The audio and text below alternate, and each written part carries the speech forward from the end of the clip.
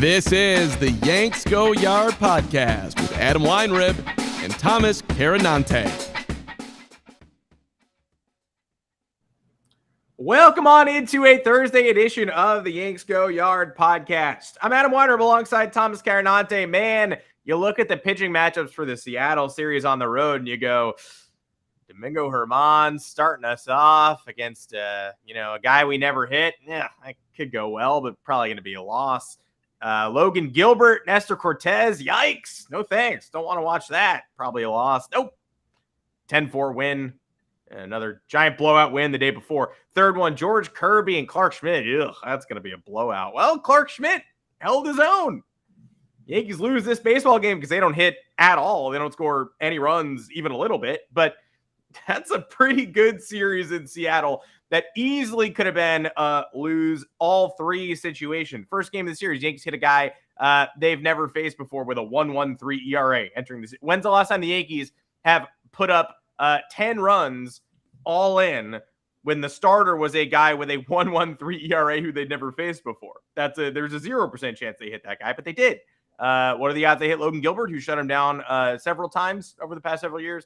Very low, and yet they mash him to 10 runs, 3 games in a row. It's a shame this podcast comes after the third game where they score 0 runs, and Anthony Volpe has a bad at-bat in extra innings, and Isaiah Kiner-Falefa, who we've written about getting the job done, gets runners on the corners and no outs in the extra frame and doesn't get the job done. But you know what? You're going to lose some games, and winning 2 out of 3 in a road series in the manner they did is probably more impressive than losing the last one is impactful, especially since you're going to say, so they obviously needed a big hit in the top of the 10th yesterday and they didn't get it. But usually you're just like, oh, come on, just scratch the one across, just at least put pressure on them. And the Mariners tied the game up at the first batter of the next inning. So that wouldn't have been enough at all. I love you people, but that also would not have been enough. So, oh well, you lose a baseball game and you win 2, you win 4 in a row. Now you're riding into Dodger Stadium, making a big trade, a Cashman special, taking 3 players off the roster, one of whom is Oswald Peraza, who's been genuinely very bad. One of them is Matt Crook, has not pitched at all since being called up. And one of them is Franchi Cordero, who struck out with the bases loaded yesterday, and that was his only at-bat since being recalled. They get back Giancarlo Stanton, probably, almost definitely. Josh Donaldson, Tommy Kahnle. We're going to talk about it. We're going to talk about what it means. We'll talk about pulling Nestor at the right time. We'll talk about, yes, the other shortstop prospect at AAA who's absolutely raking. And you can listen to the whole thing on Apple Podcasts, Google Podcasts, Spotify, wherever you get your podcasts. Drop us those 5-star reviews. Drop us a mailbag question in the review. We'd be more than happy to answer. But find us live on YouTube Mondays and Thursdays, 2 o'clock Eastern time, live streaming. This week, it was a Tuesday and a Thursday situation because of the holiday. But we didn't miss Thursday. You knew we wouldn't. Thomas Carinante, welcome to the show. And you're going to start us off with a promo and a little bit of a different promo for the fans. Yeah. Same but different, everyone. Yankees fans, Yankees haters. Who's here with us today? Raise your hand. We have an offer from Caesars Sportsbook. You won't want to miss this one. I like these. These are my favorite offers. New customers who sign up for Caesars, you go to Caesars.com or you download the Caesars app. You get your first bet insured up to $1,250. All you have to do is type in the code YGYFULL at sign up. That's our sign up code here. It helps directly support the podcast. We love you if you do it. And this is a little bit heftier than the DraftKings offer of the $150 bonus bets. This means you can lay down a huge bet and it's fully insured. First bet up to that amount of money is on Caesars as long as you use that code. We are very thankful if you do. We need support on the podcast. We enjoy it. Community effort. Come on, guys. You know what to do. If you haven't signed up yet for Caesars Sportsbook, this is for first-time users only. Don't forget it. Again, join with the code YGYFULL, F-U-L-L, and drop your first bet. This offer is available for new customers only. You must be 21 and physically present in a gambling state. Please remember to always gamble responsibly. Check the episode description for the full terms of the offer. Yeah, I'd lay a risk-free bet on maybe what? Who this weekend? Severino, Cole, or Germán? I don't know. Probably Severino because you're going to get the better odds with Kershaw on the mound. Yeah, that's the one I'm watching, especially it's not like Clayton Kershaw has not been embroiled in controversy as of late a little bit as well. I feel perpetual indulgence. I don't. Yeah, I don't. They're probably going to show up before Pride Night to intimidate Kershaw in their Friday night start. I mean, I've liked the way Savvy's thrown the ball lately. We don't have a lot of Dodgers, Yankees recent history to go from. I love the 2019 series. It was a showcase series. It was Players Weekend. Judge and Didi going yard in the black on black jerseys while the Dodgers wore white on white. It was weird, but it does make sense that the last time the Yankees were there was 2019, because this season is starting to take on this sort of 2019-y vintage. We called it 2021 Redux a lot lately, in April especially, a little bit. Wasn't very nice. They play with their food a lot, right? They were up 8-3 in the 7th inning against the Padres just a couple of days ago, and it turned into 8-5 second and third no outs in the 7th. And it's like, wait, no. We were up by a lot. Garrett Cole is pitching. Why did that happen? They still play with their food a little bit, but they took care of business in Seattle this past Monday through Wednesday. And now they go into Dodger Stadium riding high, and they're going to get some of their reinforcements back and make it a little less next man uppy. Willie Calhoun in the 3-hole. We love it. It's crazy. Jake Bauers delivering with some bombs in Seattle and some sack flies and good ABs. Again, nuts. That's weird. Like DJ LeMahieu's not hitting at all, but Willie Calhoun and Jake Bauers and IKF are going nuts. We'll talk through that Mariner stuff and which of these offensive breakouts we believe in a little bit. But I think most importantly, this Dodgers series, they're getting the stars. They're getting Donaldson. They're getting Canely, who was really good in his rehab and was only sort of touching 92, 93 in his last outing. And it was like, I think it was like walk hit to start it off, and he still got through an inning with only 1 run on 17 pitches. He seems ready. Either way, he's probably an upgrade on the Matt Crooks of the world and the last man of the bullpen. Although Ryan Weber, shout out, salute forever, somehow an effortless 2-inning shutting of the door the other day against Seattle. We know what this offense looks like without Giancarlo Stanton every single time. Up until the last 10 days or so, it was absolutely down in the dumps since we lost him.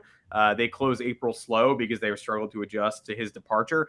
And now he's back, not ahead of schedule necessarily, but right on schedule. And isn't that ahead of schedule for him after all, at the end of the day? He's probably the return I feel best about, just because he is streaky, but he's more likely to hit the ground running and sustain something than Josh Donaldson is. But who are you most excited to see this weekend at Chavez Ravine? I mean, it's got to be Stanton. I am intrigued, though, because Canely is returning for the first time this year against the Dodgers, his former team, the team that footed the bill for his rehab before he came back to the Yankees. Very nice of the Dodgers to do that for us. Canely had a rough end to his season with the Dodgers, the elimination at the hands of the Padres in the NLDS. Yeah. He pitched 12 2/3 innings last year after not pitching at all since July of 2020 when he went down with that injury with us. Yeah. So, but no, Stanton back in his hometown or near his hometown. Last he was there was the All-Star game when he won MVP. Nobody's excited for Josh Donaldson. I can assure you of that. That's the thing. I would have pressed you on it. I'm most excited for Josh Donaldson's return. It's like, are you sure? I mean, we go back and forth on Donaldson, but this has been the worst DJ LeMahieu stretch in a while. So if you're ever going to want to see Josh Donaldson back and see LeMahieu riding the pine a little bit, maybe even for 2 of the 3 games in LA, like now is the time. Yeah. Our producer just let us know, not even close to Giancarlo Stanton's home team. So thank you very much, Hunter. But you never know because he keeps pretending it is. So I guess you never know. We don't want him in a car for 8 hours. That will not help the hamstring. No. So the big thing that I'm thinking about this series, Dodgers are hot right now. Best team in the National League. They're making it work. Not exactly with spare parts because it's the Los Angeles Dodgers, but they're making it work after downgrading in the offseason. So this won't be easy. Bobby Miller's on the mound for one of these games. Hot prospect for them. He unloaded on the opposition his first 2 career starts, shut down the Braves and the Nationals. You get Clayton Kershaw on one of these. You might get lucky with Michael Grove. He's one of their other pitching prospects. Not exactly great. But here, what I am looking at is the lineup flexibility with the return of all these guys, right? So Stanton, as we've already heard, is going to be primarily a DH. until the Yankees, I guess, feel comfortable easing him into defensive action, if that's even on the table. It should be, though, because this whole time, and even during this injury absence, he basically said, what keeps me right and what stops my hamstrings from getting injured is running around the outfield. I want to do that. And they don't trust him to play left field at Yankee Stadium. So when he does play the outfield, it gets weird because they have to move Judge around or they have to, go with an unorthodox center fielder. But he wants to play the outfield. So everybody listen to this whole discussion with the lens of, if it were up to Giancarlo Stanton, he'd be playing the outfield most days. Yeah, and the splits don't lie. We saw the splits last year. It was night and day between him playing the field and him at DH. So if he's in the DH spot for what do you think? Maybe the first couple weeks as they try to figure it out. I don't know how Aaron Boone makes this lineup more flexible. Someone is losing reps, whether it's DJ LeMahieu, whether it's Gleyber Torres, whether it's Josh Donaldson. Why? Because Aaron Boone said Josh Donaldson's going to be a full-time everyday player when he returns. That means DJ LeMahieu becomes a bench player because you're not benching Gleyber Torres right now. And even if you wanted to bench Anthony Volpe at any point, the backup shortstop is Isaiah Kiner-Falefa, and you need him a lot in the outfield right now because of Harrison Bader's injury and the fact that you probably don't want a lineup featuring Jake Bauers and Greg Allen every single night alongside Aaron Judge out there. So I don't know what they're going to do here. It looks like maybe a platoon situation with DJ and Donaldson at third. I don't see any scenario where Gleyber Torres is benched unless he does something egregious. This is shaping up to be his best year since 2019. He's been not tremendous. He's been very good defensively since his Padres gaffe on Saturday. He made a number of impressive plays against the Mariners in this series. So hoping that is a trend moving forward, especially against the Dodgers who put the ball in play a ton. But yeah, I'm wondering what this is going to look like. Are they going to try to take DJ off his feet a little bit more? We've seen him get a number of off days in between. We don't know what's going on, whether that's just an Aaron Boone thing, whether that's he's might be dealing with something because he's been injured for the last 2 years. But I'm looking at the flexibility here. What are you going to do now that you have somebody unless they're literally going to go 2 games on, 1 game off for Stanton and be able to shuffle people into the DH spot? I don't know how flexible you can get here, especially with Harrison Bader out, especially without, the truest form of a backup shortstop. And it's not like you are, you're going to, and if Rizzo's back, then that limits what DJ LeMahieu can do as well. So very, very, it's not going to be the easiest for Aaron Boone. It's a good problem to have though, because you want Stanton in the lineup every day. But we have had our gripes with this before. We don't want one singular person stuck in that DH spot because the point of the DH spot, unless you have an otherworldly DH a la David Ortiz, is to allow for this flexibility, rotating players around, taking guys off their feet, giving them a little bit of rest. And in this scenario, you're not really going to get that, especially with how banged up the Yankees are at the moment. And I think they got lucky in big, thick quotes with Harrison Bader's injury. I mean, not lucky at all. And it robs you of the ability to use IKF at shortstop, but IKF probably not a shortstop anyway. No. He loves his role. He went on record saying, like, I feel free this week. I feel so comfortable. Nobody wants to be the shortstop. Even Anthony Volpe is like, apparently, like mentally, the reflection is like, am I sure I want to be the shortstop? Like, do we know? So nobody seems to want that job, and IKF is not a capable shortstop, certainly not a starter.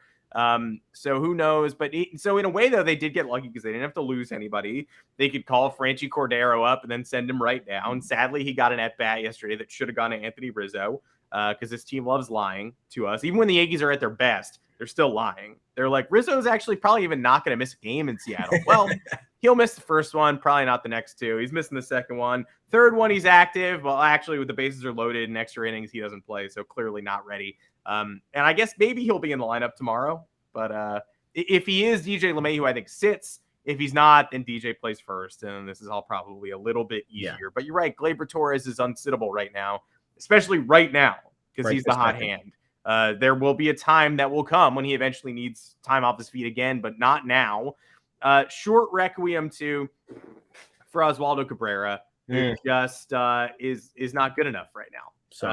Right? Like he doesn't suck. The decision sucks. No, he does not suck. And this is not the end of him. And he's 24 years old. And he was the guy starting in left field in the playoffs last year. Yeah. So that's not an accident. He's going to get run again. But a 538 OPS is abysmal. Yeah. It's mostly singles for Oswaldo. It's a lot of strikeouts. The slugging is extremely low. And he's just not a guy who you can't justify keeping him at the major league level right now when it doesn't feel like that's what's right for his development. And losing a guy like Calhoun, who has been banging since Aaron Boone said he bangs. Do we believe in Willie Calhoun as a long-term piece? Again, that's for later. But is Willie Calhoun somebody that you need to keep right now rather than risk DFAing him? Yes. It's and that's another issue with the flexibility, because he's been also baked into the DH spot. He's played 33 games, 24 of them have been at DH. So that kind of creates another issue. I don't know. But anyway, we can get to that in a little while. Oswaldo, great guy. We love him.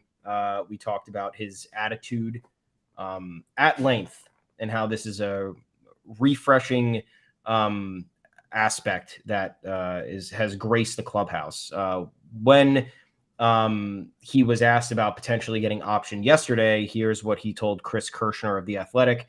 He said, "The big people who provide me my motivation are my mom and dad. Every time I call them after the game, they tell me, 'Congrats, you did a great job.' They tell me this even if I'm 0 for 4 with 4 strikeouts. It makes me feel good, because at the same time, when I know I'm struggling, you have to be grateful. Look around right now. You see how many seats are in the stadium? All these people come to watch us play. Thousands of people. We are so brave, because what we say in Spanish, not many people have the balls to stand there at the plate, to be on the mound, to be playing in front of so many people telling you bad or good things. I'm grateful for this. Not everybody has this chance." Kind of the exact attitude you want from a continuing developing player. Admittedly, I think we thought he'd be further along this year. We thought he was going to be a very integral piece to this team, super utility guy, a little bit of not an upgrade, but a more athletic version of, I guess, DJ LeMahieu in the infield at least. And then he had the capability of filling in the outfield. We were very optimistic about him just starting the year at left field before the Yankees finally got their guy out there. Didn't work out. He's been struggling kind of in all facets. He has negative D-WAR and O-WAR on the year. He's subtracted 0.7 wins from the Yankees so far. A little bit of a reset would be good for him. Hopefully he takes that positive attitude down to Scranton and can be back with us relatively soon, because I think that he is a good future part of this team that they're going to need to build off of as time goes on. Agreed. The attitude is better when the OPS is closer to 750 than the Nate Silver line, 538. Bad. And he doesn't walk, right? Last year he walked 15 times, 154 at bats. This year, 10 and 154. And when he's hitting, it's like, oh, cute, Oswaldo. He hacks. But when he's not hitting at all, it's like 10 walks. Like, are you out of your mind? So I'm good quotes from his parents. Again, a developing player, a 24-year-old, and someone who has shown great power at the minor league level and should be someone who attacks the short porch with regularity. But this year it was not happening. So instead of losing a player, you have to demote him. My only question at listening to what his parents have to say to him, have Oswaldo Cabrera's parents gone soft and woke? No, not actually concerned. That's a loving relationship. And that's a good familial bond. I'm excited for him to come back whenever that may be. But for the time being, they don't have, the luxury of keeping that bat. And again, 10 days from now, Willie Calhoun might be extremely DFAable. We don't know. Maybe. But at this juncture, I don't think you can justify losing him. And so let's go into that. Let's go into the Seattle offensive explosion and do a little real or mirage situation. For Calhoun specifically is the one I want to start with. He's been great longer than he's been bad. And earlier this season, he was the guy who, people were sharing stats that were basically like, he has the lowest WAR of anybody since like pre-2019. Like altogether, he is one of the worst players in baseball. So when Willie Calhoun was batting like third and Aaron Boone was saying Willie Calhoun bangs, it's like, what are you even trying to convince? It was almost the centerpiece of all that Brian Cashman lying stuff when he was in the dugout being like, don't count us out. Like Willie Calhoun batting third was the number one thing you could be like, I'm going to count you out because this guy has literally been a poor producer for 3+ years. He's 3 for 22 in 1 double, 6 Ks, 2 walks, and a 390 OPS in his first 7 games as a Yankee. Then Aaron Boone went on the Talking Yanks podcast and said he can bang 23 for 79, 5 doubles, 3 homers, only 8 Ks and 9 walks and an 828 OPS entering play yesterday. Of course, nobody hit yesterday. So there may come a time, and there probably will be, when this team has to confront Willie Calhoun and say, all right, enough's enough. Like, we've got more guys than we have space for, and maybe you're going to go rake somewhere else, but you're going to have to do it. They're running like they don't have room for Cole Calhoun, who's going to opt out this week and has been crushing it at AAA. But how many more AAA outfielders can you promote? They signed Greg Allen. They called up Bowers. They've gone to the well a lot of times. I don't think they have room for Cole Calhoun either. And if he goes to a contender and rakes, it's just kind of like, well, you know what? We had no room. We had no room for that. We're sorry. I think Willie Calhoun is not an 828 OPS guy. But I think that's enough data to say that you can't cut him loose right now. And if he struggles for 3 weeks, then he's gone. But for now, I'm excited about it. Yeah, I think it's irresponsible to call this a mirage solely because the guy's played 290 career games. That is not enough of a sample size to determine somebody's true ability, especially the manner in which he's played those games. It's parts of seasons since 2017. So he never really got that amount of consistent playing time that you need to determine what a player is actually capable of. He has power. He doesn't strike out. And he's shown a willingness to be aggressive and attack pitches. And I think that that's really all you can ask for in a hitter, especially a supporting cast member. And now that he's gotten a little bit more run, and look, he's doing this batting a lot third and cleanup. Yeah, again, that's why you don't cut him, because he's going from your 3-hole and cleanup guy to the scrap heap. That's probably not going to happen. Exactly. It's not like he's sitting in the 8-hole, just picking up the scraps, being protected by a bunch of, better hitters. I mean, up in that part of the lineup, he certainly is protected, but at the same time, pitchers are looking at the first 3 and they're like, great, I'm just going to attack Willie Calhoun. And he's been getting hits and he's been getting on base and he's not striking out. 14 strikeouts in 33 games. He has a career strikeout rate of like 9%. I think all positives. His lone good year was the juice ball year in 2019, 21 homers in 83 games. I think we talked about this previously. Infrequent playing time after that. I don't know if it was injuries or whatever, but it is what it is. I think he's doing what he has to do right now. I'm not going to buy stock in him for the rest of the year, but he's doing his role at the moment, and he's making the Yankees proud, making me proud. There will likely be a time when he goes, which is a bummer. But hopefully that time comes when he is struggling and not at a time when he's heating up and all the fans who yelled about why Willie Calhoun is on this team on April 25th can be like, wait, now we're losing Willie Calhoun? This stinks. Like, hopefully it just runs its course naturally. What about IKF? Like, are we buying the new IKF? Yes. I am buying this more than Willie Calhoun. He was miscast woefully last year as the Yankees starting shortstop, especially. It was just a classic. Like, it was almost like when you play the telephone game and like somebody says something about the end of the circle, it's something completely different and mangled. Like, IKF was a Gold Glove third baseman in a 60-game season. And somehow by the end of him ending up on the Yankees, it's like, well, they got a Gold Glove shortstop. Like, so at the very least, they've upgraded on defense. And then it took until midway through the season for everyone to realize, like, that's actually not true. And he's always been bad at short during his career and good at third, but he can't play third because we have Josh Donaldson. And I don't know why the Yankees went out of their way to acquire him to be their shortstop. He's a super utility man. Everybody on his case last year, why does he cost $6 million for this year? Why do you tender him a contract? Ultimately, you tender him a contract because the Yankees can afford to pay a utility guy that much, and turning him into a utility guy has made him more comfortable in the role. Now, the last 11 games entering yesterday, again, nobody hit yesterday, and he had a bad at-bat in extra innings. I'm well aware.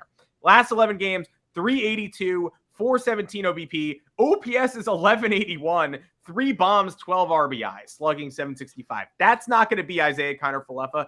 He's not going yard every other game moving forward. He's not hitting 382 all the time. But if he's hitting 382 in one 11-game stretch, you can't rule him out for doing it again later in the season. He is going to survive this year. He is doing all of this while learning how to play center field and left field, 2 things he has not done in his life. So balancing new defensive responsibilities with a new approach. He did a great interview this week where he was like, I'm getting the worst results of my career. I don't know whether to stick with this new stance, and everybody's telling me to persevere, so I will. And now all of a sudden, 4 RBI day in the second game of the Seattle series, a blowout. No one's going to hit 400 all year, and certainly not a guy of Isaiah Kiner-Falefa's caliber who has only pulled his OPS plus up to like 84 with this ridiculous hot streak. But if he's got this in him, then he is good enough to be the bat-on-ball utility guy. Yankee fans crave this kind of hitter. Last year, he was a starting shortstop. He was miscast. Now he is exactly the guy they demanded he would be last year. And mission accomplished. I believe in this. I don't believe in him hitting 380 all the time, but I believe in him being able to fill this role effectively, which is why Oswald Peraza is in AAA now. Yeah, don't let Jim Cramer find out about IKF because I don't want him buying any stock. I want to keep it the way it is. Angry money. I'm enjoying IKF right now.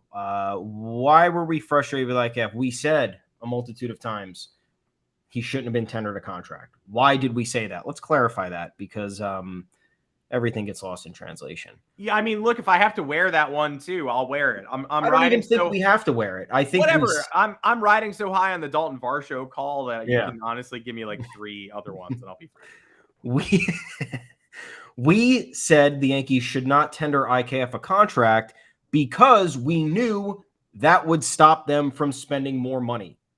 If this was the Yankees operating budgetless, which is the manner in which they should, then we would say, yeah, tender him a contract, pay somebody else $25 million more than you need to. I don't give a shit. But when it comes to the point where you're choosing between someone like IKF and Matt Carpenter, that's where you're going to have a debate. That's where people start getting frustrated. Additionally, we didn't know how he was going to be used. When he was brought on to be the full-time shortstop last year, everyone knew it was a bad idea. Not everyone, but most people thought it was a bad idea. We thought it was a bad idea. I'm sure IKF thought it was a bad idea. Why I'm sticking with IKF now is because, one, as you said, he is now integrated into a role that he was born to play. He is a versatile defender. He's a contact hitter, and that's how you have to use him. He is not a starting caliber player. He's a great asset to have off the bench when you have injuries like this or when you want to take somebody off their feet for a day, whatever it might be. The number one thing, though, that has convinced me to stick by IKF's side is the fact that he's gotten over all these mental hurdles in New York. You know who couldn't get over the mental hurdles in New York? Joey Gallo, who kind of, cried his way out of here and then avoided the media twice in series against the Yankees. Remember IKF getting booed on the way to his car after ridiculous. A playoff game getting canceled last year? Some of these fans are vicious. That was ridiculous behavior. But yeah, survived and thrived and feels free. Mm-hmm. And it's great. Joey Gallo couldn't survive. Aaron Hicks could not survive. And a lot of what the both of them said was it was a lot more complaining and, woe is me type discourse. And look, I'd probably be doing the same thing. I've done some woe is me type discourse in my day. Look, the fans are relentless. We didn't endorse that. You get booed when you play bad. You don't, get chased out to your car or get, have your family harassed on social media. No. But that's the reality of the shitty world that we live in. IKF went through the gauntlet just like Joey Gallo and Aaron Hicks did. You could argue it was just as bad, maybe even worse. When you consider he was playing shortstop, which is every time someone comes in and plays shortstop for the Yankees, it's a very tough discussion. It's a point of contention because of the history there. And he's gotten beyond it, and he's embraced his new role with the team, and his teammates have supported him, and he has been able to build off of that and come back and contribute in a meaningful manner especially during the Yankees' best stretch of the season so far, 19-10 in May, best in baseball. So, yeah, I'm now confident in IKF not sustaining this play, but being able to contribute at an above average level when the Yankees need him, and he will not be completely in his head, unable to, swing a bat or field a routine grounder. It seems like he's very much beyond that at this point. He's playing 2 new positions that he's never played before, and he's doing pretty well at them. So that's my vote. Buying stock in IKF because of all that he's overcome. I'm also quite confident that at some point IKF will go 0 for 8, and everyone will forget that he just went and hit 382, and they'll be like, "What the? This guy don't do anything. This guy's still here. This guy's still here." More Greg Allen at bats, which again, the final one, Greg Allen, we loved him in 2021, but that was the darkest stretch of the Yankee season when I was honestly being like, should we be playing Ryan Lamar more? And then he just like got cut, and it was like, oh well, yeah, probably not though. Actually, he hit his first Yankee home run, Greg Allen, in the second game of this series to make it 7-0. Ryan Lamar, by the way, has not been back in Major League Baseball since that 9-game stint with the 2021 Yankees, which I actually am surprised by that. That walk-off against the Phillies. Yes, he did. The funniest game of that season, that awful season when almost nothing went right. But for some reason, they beat James and Tyone and a bunch of absolute nobodies beat the Red Sox like 9-1 on Sunday Night Baseball. And he and Greg Allen were a big part of that.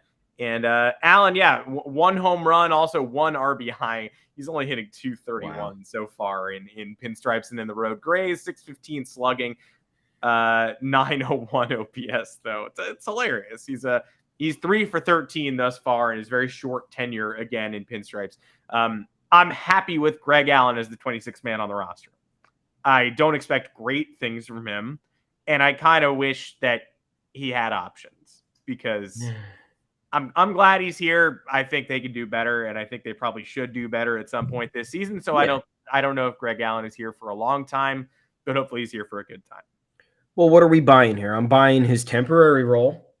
He's got the makeup of someone that we need to kind of diversify the roster when you talk athleticism, lefty bat, or he's a switch hitter, right?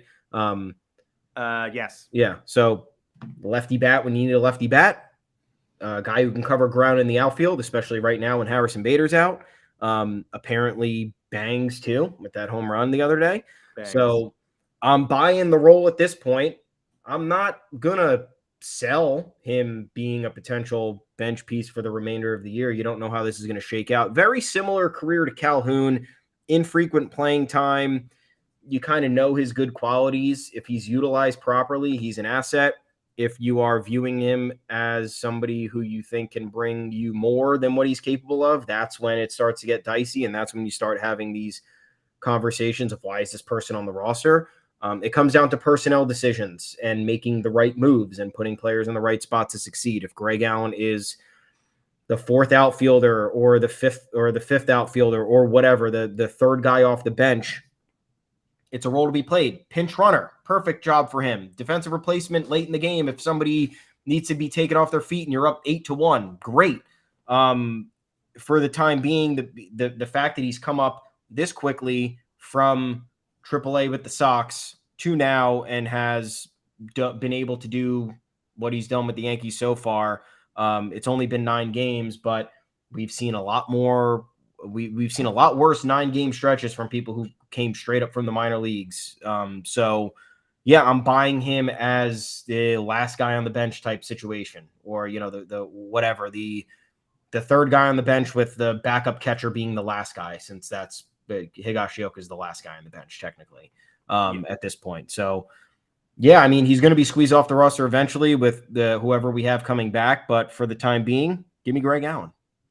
The opt-outs are beginning. Like, we got Greg Allen before that. Now Calhoun and Jorge Alfaro and Ben Gamel are all going to be starting to hit the market. I'm happy with Greg Allen of that group. Yeah. But without another injury, which knocking on the wood desk because they keep on happening, he probably will not survive Harrison Bader's return.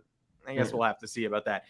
Ryan Weber, another sad one, who eventually you're going to have to look yourself in the mirror and be like, have we gotten all we could get out of Ryan Weber? Because I think he's probably got to go too. But Matt Blake yelling "Weeb dog" Web dog. I mean, I say weeb dog. Some say web dog. After watching Matt Blake yell that as he closed out the 10-2 win, maybe he's just like a guy now. I really don't know. But hey, Yankees fans, if you're invested as we are in Ryan Weber's success, we have an offer from Caesar Sportsbook today that you won't want to miss. New customers get their first bet on Caesars up to $1,250, $1,250. All you have to do is use our code YGYFULL at sign up. That is YGYFULL for sign up new customers with Caesar Sportsbook. If you sign up with that code, you will not only have your first bet insured, but you will also be directly supporting the podcast. This podcast, the podcast. So if you haven't signed up for Caesar Sportsbook, join with our code YGYFULL and drop your first bet. This offer is only available to new customers who are 21 plus and physically present in legal gambling states. Please remember to always gamble responsibly. Check the episode description for full terms of the offer. And speaking of gambling, in a 10-2 win, Aaron Boone gambled with Nestor Cortez Jr. again in the second game of this series. This is getting tougher by the game. And 5 innings, 2 earned runs for Nestor Cortez, 7 Ks. It's fine. It's fine. It's fine. Innings 1 through 4 are still on a different pedestal for this man, who he is mystified by the problem. The metrics don't seem to indicate that the stuff is getting markedly worse. Maybe it's the pitch clock for Nestor. Maybe it's a tough adjustment. Maybe he's not able to mess with his delivery and vary it enough the third time through the order, and so the stuff becomes predictable. All I know is that he loses everything when he hits that 5th inning. Everything. The stuff, the crispness, the location. He used to be a great control pitcher. He starts the 5th inning of this game by walking the number 9 hitter on 4 pitches. He gets out of this inning with only the 2 runs scored, a 2-out ribby hit from Teoscar Hernandez, and then a strikeout after a walk to AJ Pollock to close it. And that's as good of a high note as you can get him out on these days. But one of these games, Aaron Boone is going to have to figure out a way to get him out of a game before things unravel. And it's almost impossible because you really, with this bullpen, which has thrown, has the best ERA in baseball, but has also thrown the 4th most innings of any bullpen in baseball, which means it needs a guy like Canely and it needs fresh legs, because every time your bullpen is working that hard, you are in danger of a potential down month. You can't just pull Nestor Cortez in the 4th inning and turn the game over to the bullpen for the express purpose of him feeling good about himself. If he's through 4 on 73 pitches, he's got to get through the 6th, right? But then again, he throws 4 brilliant innings in this one, and Aaron Boone goes to him for the 5th because you got to, and he still ends with another question mark. He ends with a question mark every single day, and at a certain point, you are really going to have to sit back and evaluate this, and maybe it's Frankie Montas started a throwing program today, which is sort of insane to hear. Carlos Rodon is making progress, like real tangible progress. It's still going to be another month, according to everyone.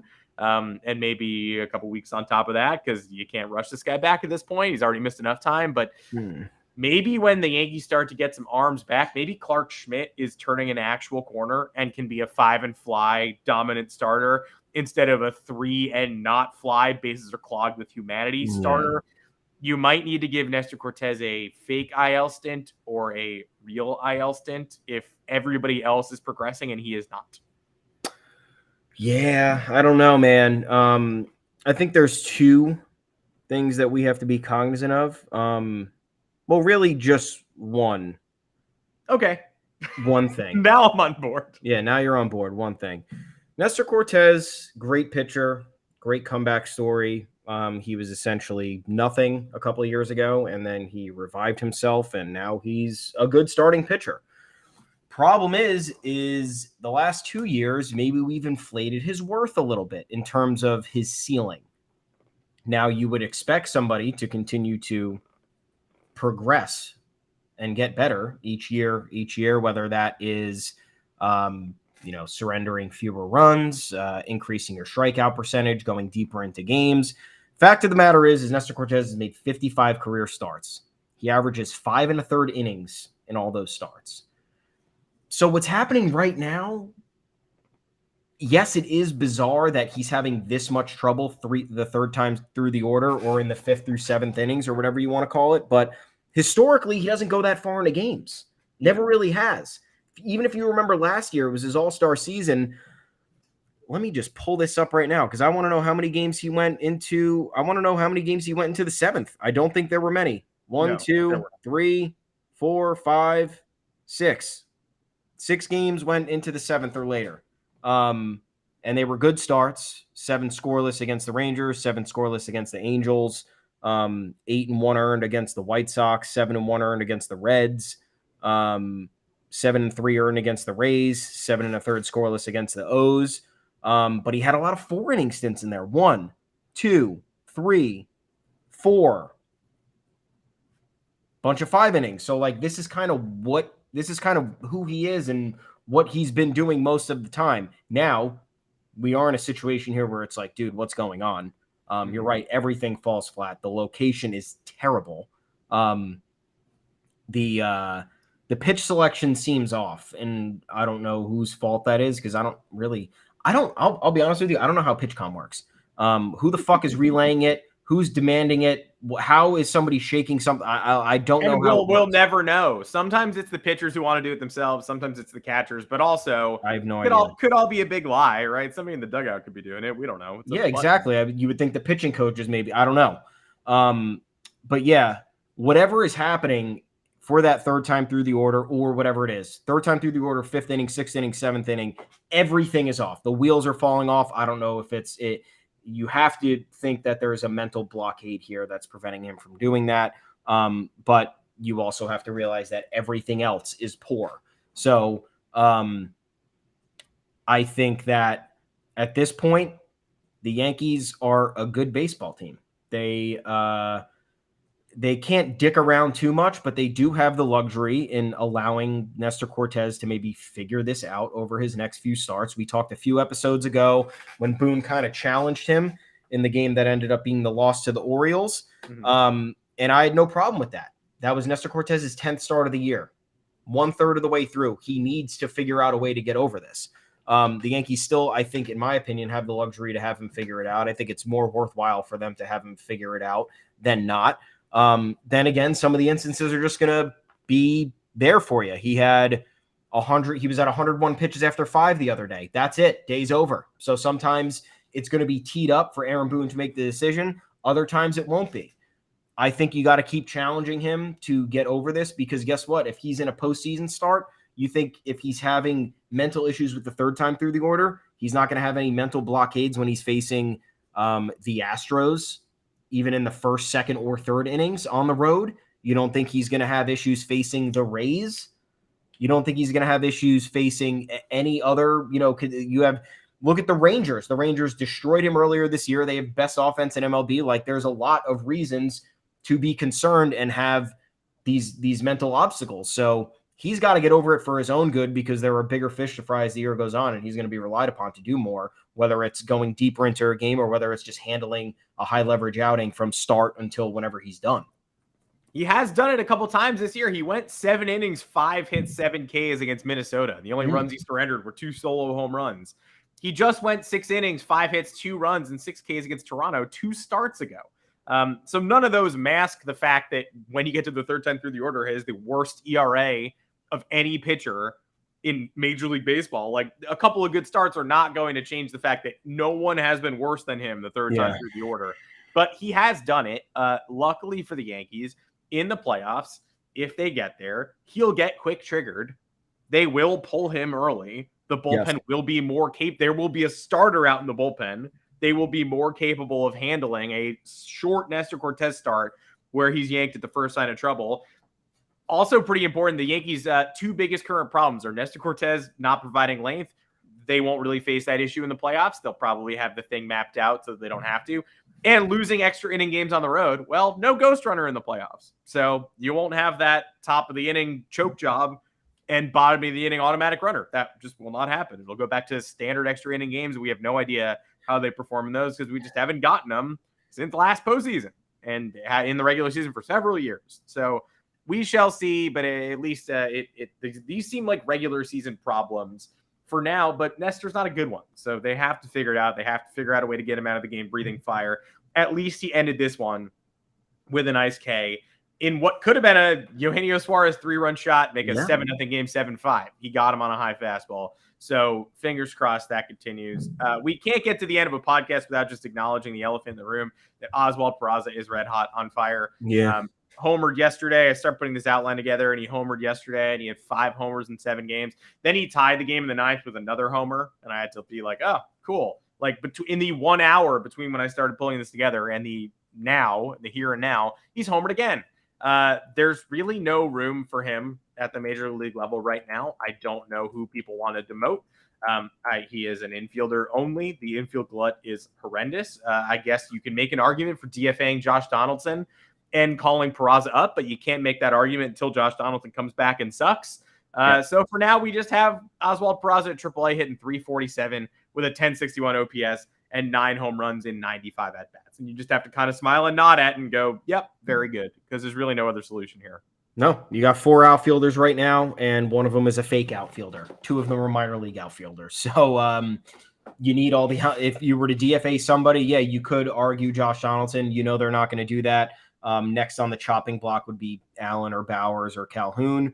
I guess you could make the argument for Calhoun because he doesn't play the field as often as you would need him to. But again, his bat is hot. Peraza had a little bit of an opportunity in the beginning of the year. He wasn't able to cash in. Yeah, it's a tough argument because some players are just good AAA players and not major league players. I don't think that that's Oswald Peraza's calling, or at least I hope not. But there's far too many people out there saying, "Oh, he's raking at AAA. This is not a minor league player." It's like, it might be though. I hope not, but it might be. And then you have there are other factors here. They chose Anthony Volpe over Oswald Peraza. That's the reality. Gleyber Torres can't be sit right now. That's also the reality. They have 2 third basemen in DJ LeMahieu and Josh Donaldson. They don't need a third. IKF can also play third base. When Cabrera was here, he was playing third base. So I would like Oswald Peraza up sooner rather than later. I don't know what that situation is going to look like. I don't know who you take reps away from. Again, unless Donaldson comes up and he's absolutely dreadful and they figure out a way to get rid of him. That's one of the few ways I think they can make room. They're not doing anything drastic with Anthony Volpe. Unless Gleyber Torres has another August of 2022. I don't see him losing any playing time anytime soon. So yeah, it's just one of the, it's a tough conversation. You want to talk about the Dodgers. Fans have been wondering the same thing with Michael Busch, one of their top 5 prospects. Versatile player, lefty bat, came up, got some clutch hits, right back down to the minors, raking in the minors.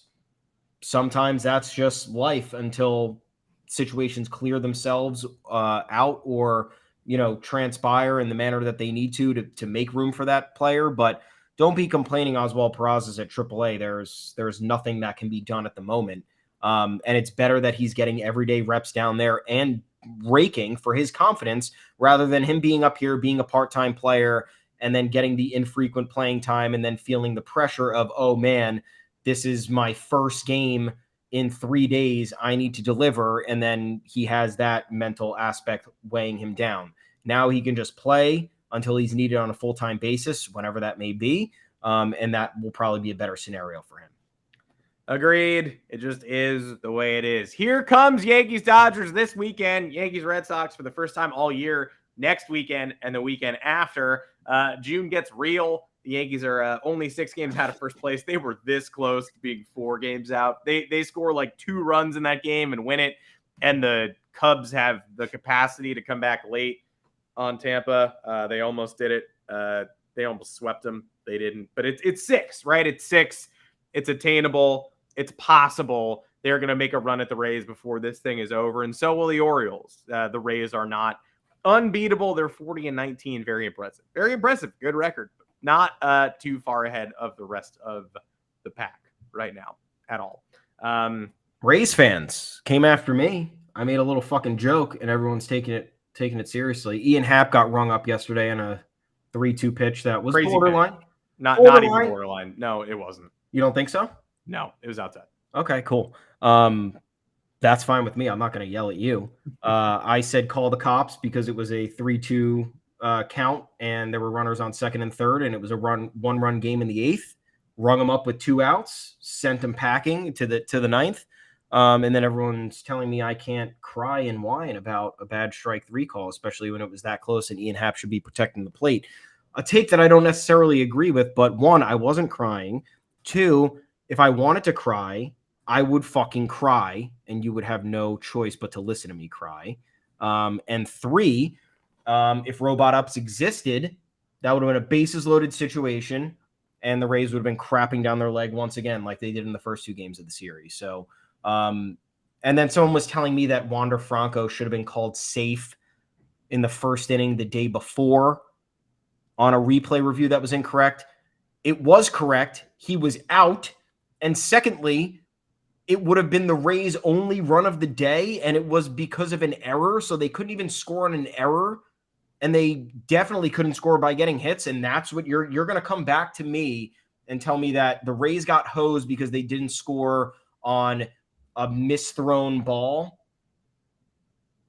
I don't know. I just don't get it. People are who finds this? I tweet all day, especially during and you find this tweet. Everyone finds this tweet, and I get 7 responses to it.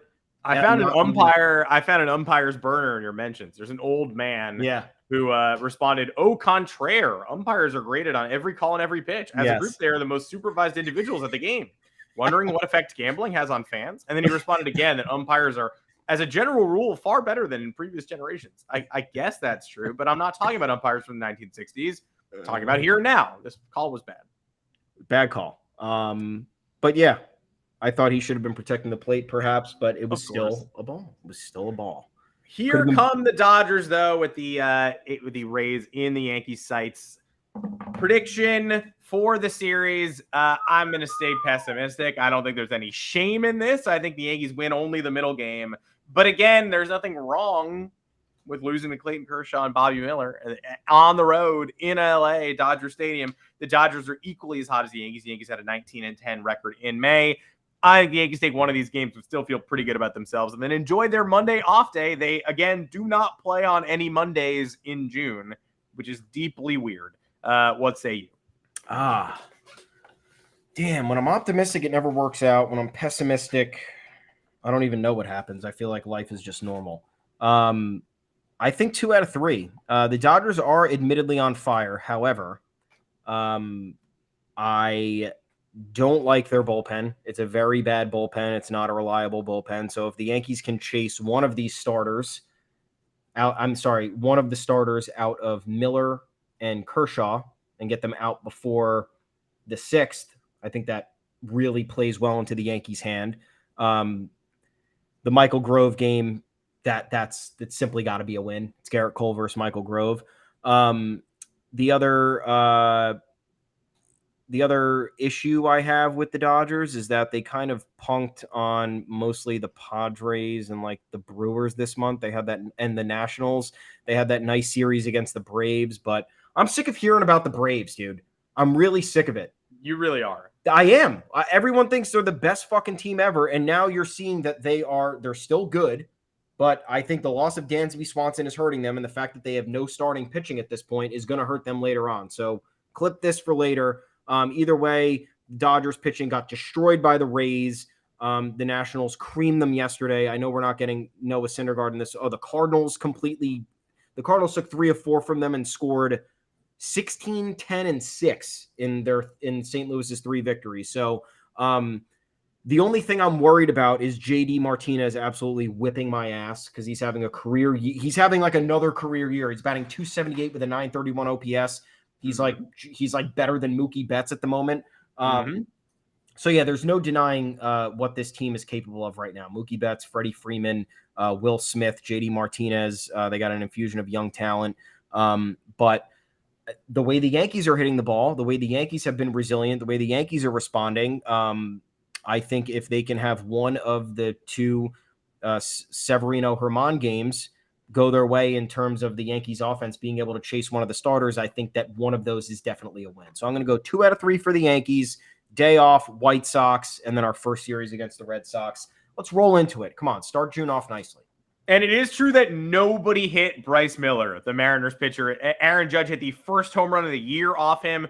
Jake Bauers hit the second, and the Yankees scored 10 runs and won that game. So just writing the Yankees off against Bobby Miller is a fool's errand. Crazy. That said, I'm still going to go pessimistic here just because I'm managing my own expectations. But they could easily win all 3 of these games. They could easily lose only the Garrett Cole game. Like that could be a 12-8 loss with Michael Grove on the other side. I don't know. But I'm going to stick with they win the middle. They sandwich 2 losses around it. We leave the series basically going, hey, that was fun. Let's do it again in October. But let's roll into the White Sox. Let's roll into the Red Sox. First Red Sox series is at home. Of course, we go to Dodger Stadium, and the Red Sox on the balanced schedule get to welcome the Dodgers to Fenway instead of having to go out there. Is anybody shocked by that? Not really. But the Red Sox are okay. They're a 500 team right now. They just lost 2 to the Reds. Think of how much better they'd be if they had JD Martinez instead of Justin Turner and Xander Bogaerts instead of nobody, instead of Kike Hernandez at short and Yu Chang. And think about they'd just be better if they just had the better players who they decided they didn't want to have. They just actively were like, we'll be okay, but we could be better, but we won't be. And that's been nice so far. So let's see what happens next weekend. That is it.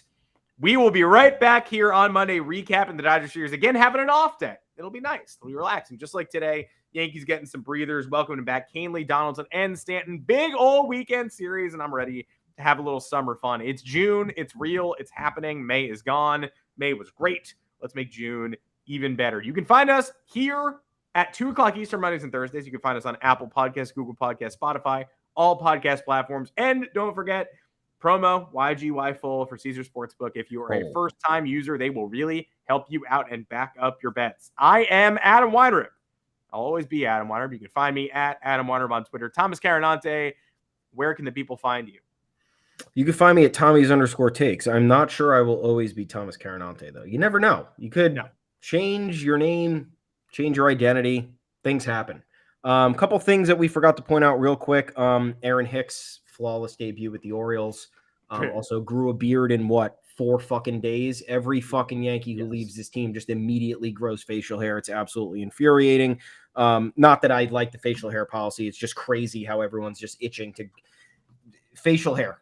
Everybody wants facial hair. I hate facial hair. I guess that's why. I don't hate it. I used to hate it. Now I'm kind of down. Hate it. I shaved this morning. I'm fucking sick of it. It itches. It's annoying. It makes your face feel greasy. So that's one. Good luck to Aaron Hicks in Baltimore. Secondly, Gary Sanchez got his second start with the Padres. Hit a home run. Only run of the game for the Padres. 1-0 lead going into the bottom of the 9th. And then the most insane defensive lapse that you will ever see. The Marlins scored the game. Yuli Gurriel was at second base. Gene Segura ripped a single into left field. It was like a 98-mile-an-hour fastball. He hammered it to Juan Soto. Juan Soto hits a cutoff man. Cutoff man turns around to throw it home. Nobody is there. Ball goes to the backstop. Gary Sanchez was making his way up the first baseline. Go watch the replay. I don't know why he was doing that. Nonetheless, they had Yuli Gurriel dead to rights with the tag out. He scores, game tied. Gene Segura gets the second as the ball hits the backstop. Next batter, single, walk-off loss for the Padres.